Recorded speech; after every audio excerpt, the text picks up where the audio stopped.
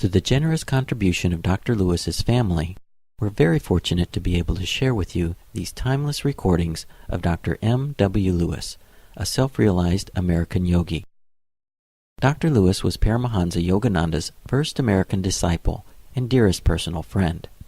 The wisdom Dr. Lewis imparts through these teachings will give you a dynamic and practical insight into the ancient science of yoga as taught by Paramahansa Yogananda. This lecture's title is From Nervousness to Calmness, and was delivered in Hollywood, California on October 12, 1958. Our subject this morning, From Nervousness to Calmness. Who isn't nervous here? No hand. Oh, one hand back there. No. Another one, that's good. From nervousness to calmness. Now this morning, most of our time we'll be discussing what nervousness is, the cause and effect of nervousness, and how to heal nervousness. Well, you say, that's funny, the subject is nervousness, from nervousness to calmness. What about calmness? We do not have to say very much about calmness. Calmness is the natural, inherent quality of each and every one of us, of the soul of every one of us. It's a natural state of us, although sometimes we are nervous. And therefore, if we remove this rubbish that stands in the way of our exercising our natural state of consciousness, it will come of itself. You take some person asleep. They may be quite vicious and nervous in outward living, but there they are asleep, calm and peaceful, because it's the natural state. And if we can remove these exciting causes of nervousness and the undesirable results of an uncontrolled, turbulent mind and a burned-out nervous system, then calmness will flow naturally. Realize that. And so don't be taken up too much with calmness itself, except, as I will point out a little later, that it is a definite cure for certain types of nervousness. Now, our master has said this,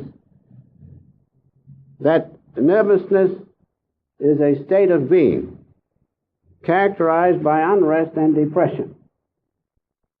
And this is due to the fact that the life force in the physical nervous system is not flowing in a harmonious way, and the pranic energy of the astral and mental nervous system is not flowing harmoniously. You know that the state of nervousness varies from the simple state of the jitters, which sometimes we have, to a real depression, sometimes a nervous breakdown. And so in the words of our master, he says this, nervousness, though also physical in its manifestation, is primarily of mental origin, a restless mind vibrating through the nerves. Now if you are nervous, realize that's the cause, especially restlessness of the mind, uncontrolled thought processes. And because of these uncontrolled thought processes, your nervous system has been overstimulated, and therefore some of the nerves are either very much irritated or burned out. Sometimes you see the results of complete nervousness, where the nervous system is, as we sometimes say in a slang way, all shot up.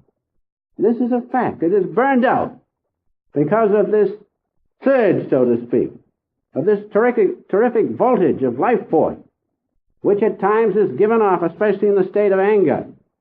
Life force flows into the nervous system with such a high voltage that the nerves cannot take it, and they become burned out. And there are many other things that happen to the system because of nervousness and lack of control of the thought processes, which we will not go into at this time. But remember the illustration of anger.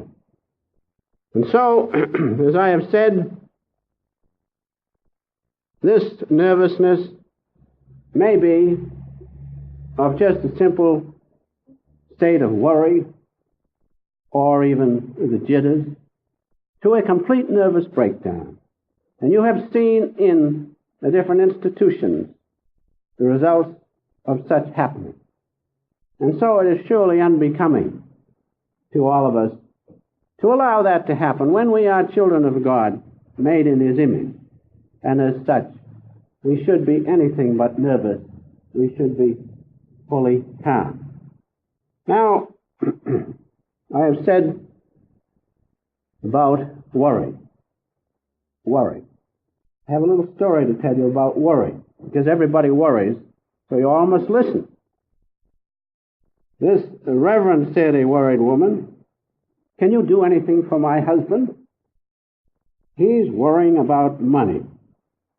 "Yes, indeed," said the pastor. "I can quickly relieve him of all that." So watch out, if you're worrying, somebody may come along and try to take it away from you. So this state of worry must be done away with. But much worse than that is the state we see in the mental institution. I had the the duty of visiting one not too long ago, and although some of the happenings are amusing, still some of them are pathetic. But one or two little happenings that come to my mind, I remember one fellow, he was quite peaceful, he was fully contented. And what was he doing? He was walking along the edge of the walk, and there were little stones. And he was methodically just stepping one foot in front of the other on those stones.